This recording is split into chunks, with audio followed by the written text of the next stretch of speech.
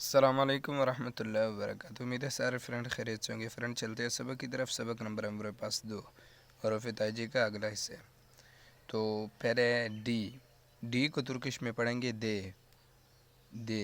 دے دا، پہاڑ کو کہتے ہیں۔ یہ والا جی جب بھی آئے گا اس سے پہلے والے حرف کو لمبا کریں گے، بس اتنا فرق ہے۔ یہ نشان دیکھ رہے ہو، یہ جب بھی آئے گا اس سے پہلے والے حرف کو لمبا کریں گے۔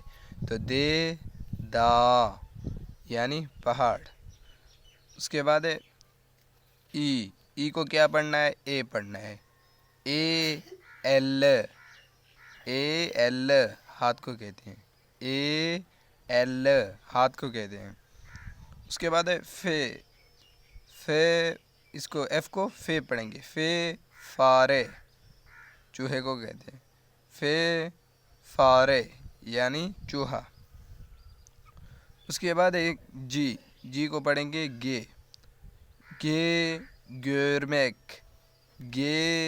گورمیک مطلب دیکھنا۔ اس کے بعد یہ والا جی جو ہے نا، اس کی اپنی کوئی آواز نہیں ہوتی، ٹھیک ہے۔